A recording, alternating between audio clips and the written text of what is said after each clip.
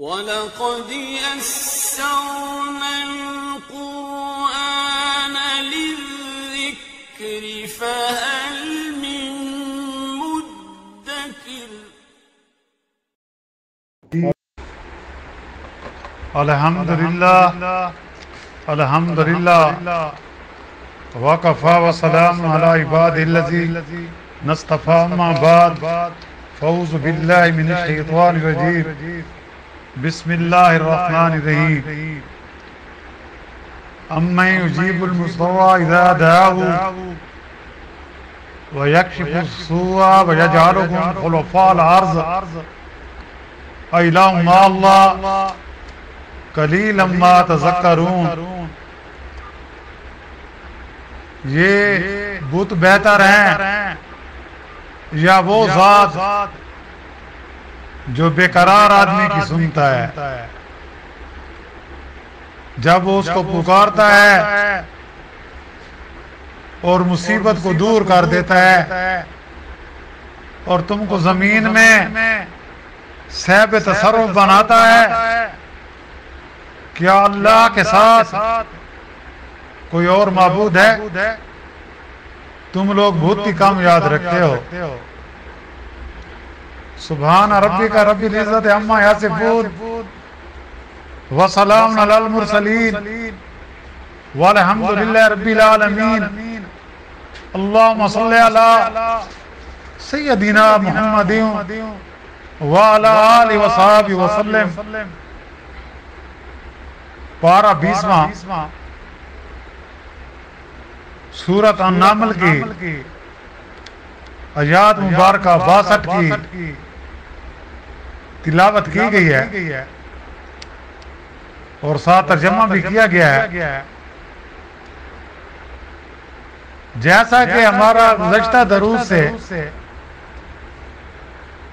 توحید کا مضمون بیان ہو رہا ہے کہ جب آسمان، زمین اور تمام کائنات کا پیدا کرنے والا، پانی برسانے والا، نباتات اگانے والا، وہ ایک واحد اور یکتا اللہ ہی ہے، تو دوسرا کوئی کیسے اس کی وحدانیت میں، اس کی الوہیت میں، اس کی معبودیت میں شریک ہو سکتا ہے؟ اس سلسلہ میں توحید کے مزید دلائل اس آیات میں فرمائے گئے ہیں۔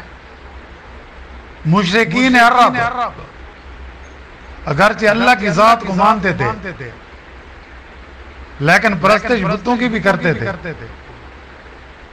خانہ کعبہ کا طواف بھی کرتے تھے، لیکن خانہ کعبہ کے اندر بت بھی رکھے ہوئے تھے، اس کے بیر بھی بت رکھے ہوئے تھے حرم میں، اور ان کی بھی پرستش کرتے تھے۔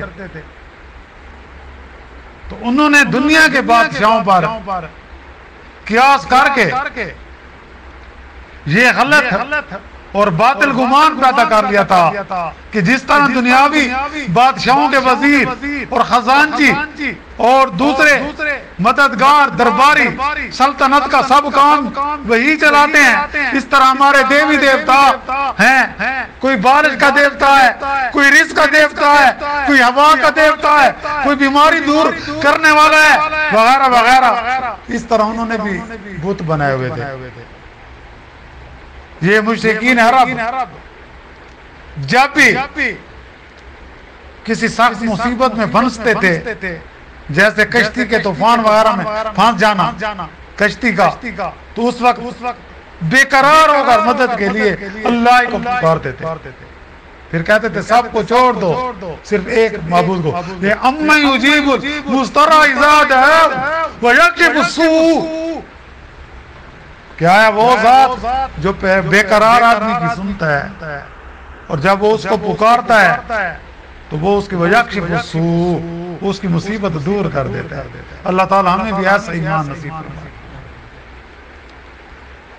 اور دوسرے معبودوں کو بھول جاتے۔ یہاں آیات میں مشرکین کو تنبیہ ہے کہ سخت مصیبت اور پریشانی کے وقت تم تو بے قرار ہو کر اسی کو پکارتے ہو اور سب معبودوں کو بھول جاتے ہو. پھر فطرت اور ضمیر کی شہادت کو اور امن اور اطمینان کے ساتھ کیوں یاد نہیں رکھتے؟ جب تم کو کوئی چارہ کار نہیں رہتا، جب تم کو کوئی چارہ کار نہیں ملتا، تب اللہ ہی کو پکارتے ہو اور وہی بے بس اور بے کس کی پکار کو سنتا ہے اور چاہتا ہے تو مصیبت دور کر دیتا ہے. تو جب سختی اور مصیبت کے وقت پکارے جانے کے قابل اسی کی ذات ہے تو پھر عبادت اور بندگی میں کسی اور کو کیوں شریک ٹھہراتے ہو؟ اس کے ساتھ دوسری ہستیوں کو شریک کیوں ٹھہراتے ہو؟ اس آیات میں اَمَّن یُجِیبُ الْمُضْطَرَّ اِذَا دَعَاهُ وَیَکْشِفُ السُّوءَ، کون ہے جو بے قرار کی دعا سنتا ہے جبکہ وہ اسے پکارے؟ کون اس کی تکلیف کو رفع کرتا ہے؟ اس تفسیر کے سلسلے میں مفسر علامہ ابن کثیر رحمۃ اللہ علیہ نے ایک عجیب واقعہ حافظ ابن عساکر رحمۃ اللہ علیہ کی کتاب کے حوالے سے نقل کیا ہے. لکھا ہے ایک صاحب کہتے ہیں کہ میں ایک خچر پر لوگوں کو دمشق سے زیدانی لے جایا کرتا. زیدانی جو ہے ایک جگہ کا نام، ایک تو زندانی ہمارے ساتھ بڑی ہوئی ہے لیکن یہ زیدانی جو ہے دمشق کے ساتھ ہے.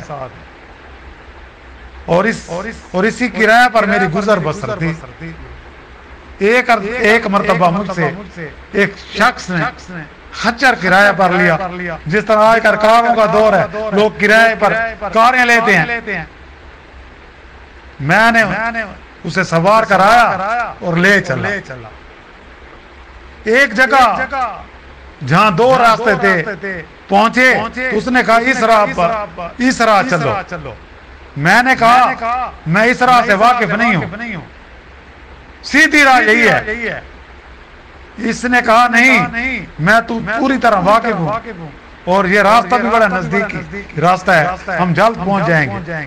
میں اس کے کہنے اور اصرار سے اسی راہ پر چل پڑا. تھوڑی دیر کے بعد میں نے دیکھا کہ ایک لک و دک بیابان میں ہم آ گئے ہیں جہاں کہ کوئی راستہ نظر نہیں آتا ہے. یعنی بالکل سنسان علاقہ ہے، نہایت خطرناک جنگل ہے، ہر طرف لاشیں بکھری پڑی ہیں. میں یہ دیکھ کر سہم گیا، خوف زدہ ہو گیا، ڈر گیا. وہ مجھ سے کہنے لگا ذرا لگام تھام لو، مجھے یہاں اترنا ہے. میں نے لگام تھام لی. وہ اترا، اپنا تہ بند اونچا کر کے کپڑے ٹھیک کر کے چھری نکال کر مجھ پر حملہ کیا. میں وہاں سے سرپٹ بھاگا لیکن اس نے میرا تعاقب کیا اور مجھے پکڑ لیا. میں اسے قسمیں دینے لگا مگر اس نے کچھ خیال نہیں کیا. میں نے کہا اچھا یہ خچر اور کل سامان جو میرے پاس ہے تو لے لے اور مجھے چھوڑ دے. اس نے کہا یہ تو میرا یہ تو میرا ہے ہی ہے، تو مجھے خوشی سے دے یا نہ دے، یہ تو میرا ہے. لیکن میں تو تجھے زندہ چھوڑنا چاہتا ہی نہیں. میں نے اسے اللہ کا خوف دلایا، آخرت کے عذاب کا ذکر کیا، لیکن کسی چیز نے اس پر اثر نہ کیا. وہ میرے قتل پر تلا رہا. اب میں مایوس ہو گیا، مرنے کے لیے تیار ہو گیا اور اس سے یہ منت التجا کی کہ اچھا آپ مجھے 2 رکعت نماز ادا کرنے دیجئے. اس نے کہا اچھا جلدی پڑھ لے. میں نے نماز شروع کی لیکن اللہ کی قسم میری زبان سے قرآن کا ایک حرف نہیں نکلتا تھا. یوں ہی ہاتھ باندھے دہشت زدہ کھڑا تھا، وہ جلدی مچا رہا تھا. اس وقت یہی آیات اتفاق سے میری زبان پر آ گئی، اَمَّن یُجِیبُ الْمُضْطَرَّ اِذَا دَعَاهُ وَیَکْشِفُ السُّوءَ.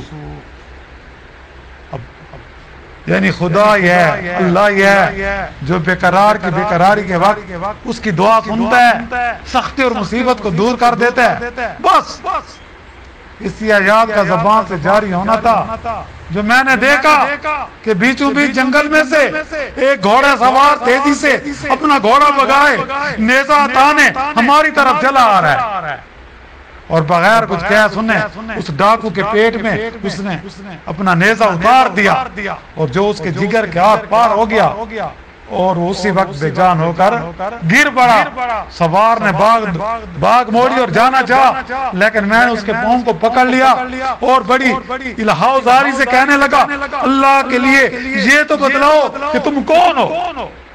اس نے کہا میں اس کا بھیجا ہوں جو مجبوروں اور بے بسوں اور بے قصوں کی دعا قبول فرماتا ہے اور مصیبت و آفت کو ٹال دیتا ہے. اللہ تعالی ہمیں بھی ایسا ایمان و یقین عطا فرمائے. اللہ تعالیٰ ہمیں ایسا بنا. میں نے اللہ کا شکر ادا کیا، وہاں سے اپنا خچر اور مال لے کر صحیح سالم واپس لوٹا. آیات میں آگے ارشاد ہوتا ہے کہ وہی تمہیں زمین کا جانشین بناتا ہے. ایک کے پیچھے ایک آ رہا ہے، مسلسل سلسلہ چل رہا ہے. بیٹا چلا جاتا ہے اس کے وارث، باپ چلا جاتا ہے بیٹا اس کے ورثاء بن جاتا ہے. یہ دیکھیں سلسلہ آج ہمارے باپ دادا اس دنیا میں نہیں ہے، کل ہم نہیں ہوں گے. یہ سلسلہ چلتا رہے گا تاکہ جب تک اللہ چاہیں گے زمین کے وارث مختلف آتے رہیں گے، اور اس طرح ایک کے بعد دوسرے کو زمین میں تصرف اور اختیار اللہ عطا کرتا ہے. یہ بھی اللہ کی قدرت ہے کہ ایک شخص کے بعد دوسرا، ایک قوم کے بعد دوسری قوم، ورنہ اگر وہ چاہتا تو سب کو ایک ساتھ پیدا کرتا. لیکن اب اس نے یہ کر رکھا ہے کہ ایک مرے ایک پیدا ہو. یہ موجودہ طرز بھی اللہ کی حکمت پر دلیل ہے کہ سب کی پیدائش کا، موت کا، آنے کا، جانے کا وقت مقرر ہے. ایک ایک ایک اس کے علم ہے. حق تعالیٰ اپنی اس قدرت کو بیان فرماتے ہیں کہ ہے کوئی جوان ہے کہ جو ان کاموں کو کر سکتا ہے، تو جب نہیں کر سکتا تو وہ عبادت کے لائق بھی اور کوئی نہیں ہے. بات یہ ہے کہ مشرکین عقل سے پوری طرح کام نہیں لیتے، ورنہ غور کریں تو نتیجہ پر پہنچ جائیں. یہاں ایک بات سمجھ لیں، اس آیات کا یہ مطلب نہیں کہ اللہ تعالیٰ ہمیشہ بندے کے حسب مرضی فریاد اس کی فریاد قبول کر لیتے ہیں. یہ بات بھی ذہن میں رکھیں. کیوں؟ پھر انسان کا اللہ پر یقین ختم نہ ہو جائے اور ہمیشہ مصیبت کو بندہ کے حسب منشاء دور فرما رہے. بلکہ مطلب یہ ہے کہ جب کبھی بھی فریاد سنی جاتی ہے، دعا قبول ہوتی ہے تو اللہ کی طرف سے ہوتی ہے، کسی اور کی طرف سے نہیں ہوتی. اور اس میں اللہ کی حکمت ہوتی ہے کہ کبھی اس کی فوراً دعا قبول ہو جاتی ہے، کبھی اس کی اس دعا کے بدلے اس کی کوئی آنے والی مصیبت ٹال دی جاتی ہے، اور کبھی اس کا اجر اس کو مرنے کے بعد ملتا ہے. تو اس طرح دعا قبول کرنے کے سے ہمیں تین چیزیں معلوم ہیں. دعا ہم جو کرتے ہیں نا، اس سے ہمیں تین چیزیں حاصل ہوتی ہیں. ایک یہ کہ اللہ تعالیٰ سمجھتے ہیں، اللہ تعالیٰ بڑی حکمت والے ہیں کہ ہمارے لیے بہتر ہے، تو وہ دعا فوراً قبول ہو جاتی ہے. اگر اللہ تعالیٰ سمجھتے ہیں کہ اس دعا کی وجہ سے ہم پر ایک بڑی مصیبت آنے والی ہوتی ہے تو اللہ تعالیٰ اس کو ٹال دیتے ہیں. یہ دعا کے ساتھ ہمیں پتہ نہیں ہوتا.